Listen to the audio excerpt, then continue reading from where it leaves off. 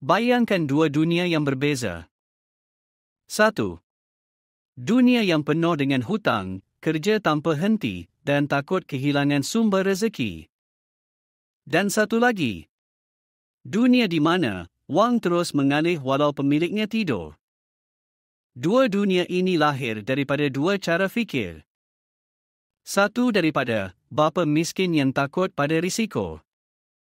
Dan satu lagi daripada Rich Dad yang belajar mengawal risiko dan menjadikan duit sebagai hamba, bukan tuan. Rich Dad tidak dilahirkan kaya. Dia dibentuk oleh pengalaman, keberanian dan pemerhatian. Dia sedar kebanyakan orang bekerja keras sepanjang hidup, tetapi tak pernah benar-benar bebas. Mereka bekerja untuk duit, tetapi tak pernah belajar bagaimana duit boleh bekerja untuk mereka. Bagi Rich Dad, duit bukan tujuan. Duit adalah alat. Dan seperti mana-mana alat, kalau digunakan dengan betul, ia boleh membina hidup yang tenang, stabil, dan bermakna. Bapa miskin selalu berkata, "Aku tak mampu." Tapi Rich Dad menukar ayat itu menjadi, "Macam mana aku boleh mampu?" Dan dari situ segalanya berubah. Satu persoalan kecil yang membuka berjuta jalan. Kerana, bila kita ubah cara kita bertanya, ia akan mengubah sekali arah hidup kita. Rich Dad melihat dunia keuangan bukan sebagai medan ketakutan, tetapi sebagai permainan strategi. Bagi dia, orang yang takut duit akan menjadi hamba kepada duit. Orang yang faham duit akan menjadikannya pekerja yang setia. Dia mengajar bahawa setiap ringgit yang masuk mesti ada tugasan. Setiap sen perlu bekerja. Bukan berehat di dalam akaun bank. Rich Dad selalu ulang satu prinsip penting ini. Bukan berapa banyak yang kau hasilkan, tetapi berapa lama duit itu boleh bekerja tanpa kau. Sebab itulah, dia tidak sibuk mengejar gaji besar. Dia sibuk membina aliran tunai yang tak pernah putus. Setiap pelaburan, setiap aset, setiap idea, semuanya dibina dengan satu tujuan, iaitu supaya masa menjadi kawan, bukan musuh. Bagi Rich Dad, rumah besar dan kereta mewah bukan tanda kejayaan. Itu tanda beban kalau ia hanya buat duit mengalir keluar. Dia membezakan dengan jelas antara aset dan liability. Aset memasukkan duit ke dalam poket.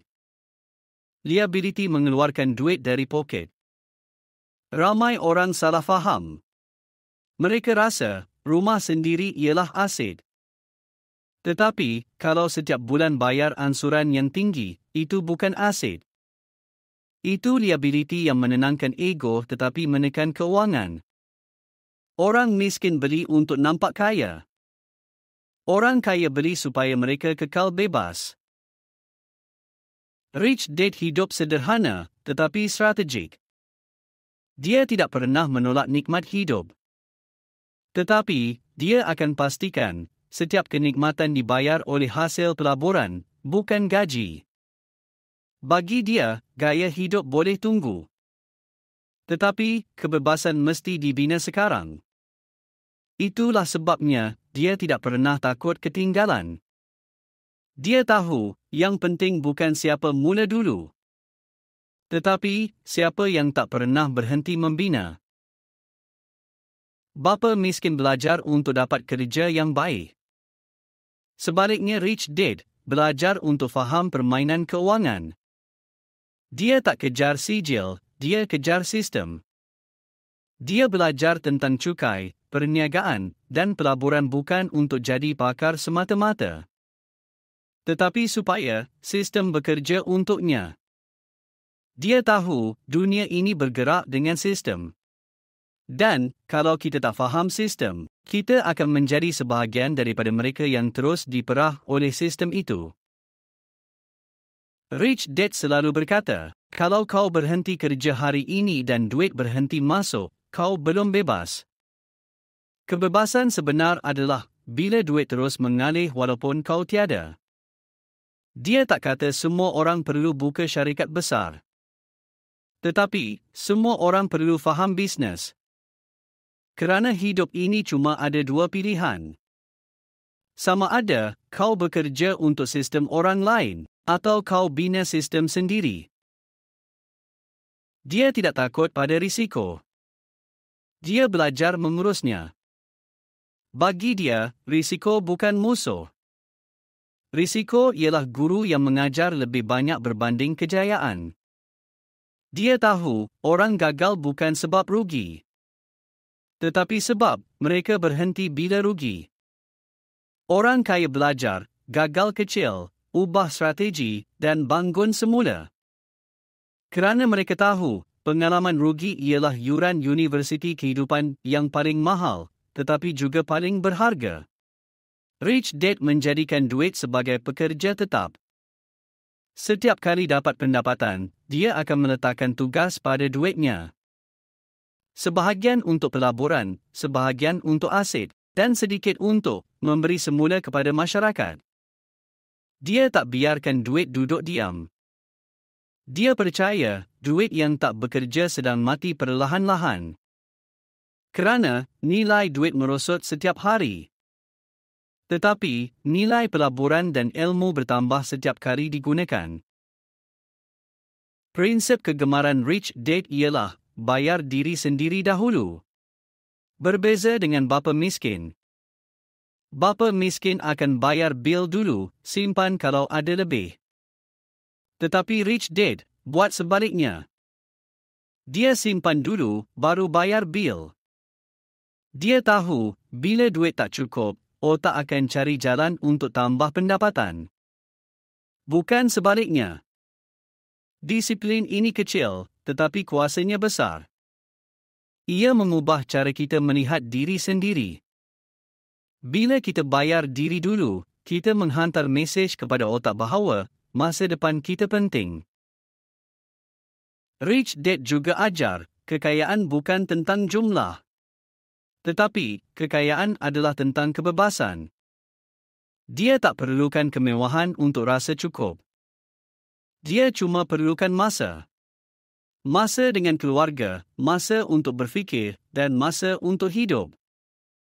Bagi dia, kaya bukan bila kita mampu beli segalanya, tetapi bila kita tak perlukan banyak untuk rasa cukup. Kaya bukan bila akaun penuh, tetapi bila hati tenang. Bapa miskin kejar status. Rich Dad kejar kebebasan. Dan di sinilah perbezaan besar bermula. Yang satu hidup untuk memenuhi pandangan orang lain. Dan yang lagi satu, hidup untuk memenuhi tujuan dirinya sendiri. Rich Dad selalu berkata, bapa miskin ajar kita bekerja untuk duit.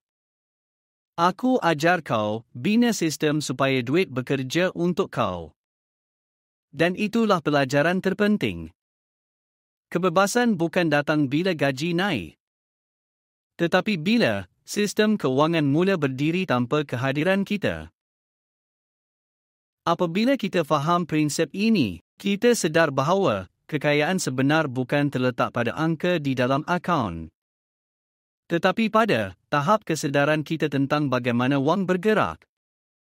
Sesiapa yang faham aliran wang, dia boleh cipta kekayaan walau bermula dari kosong.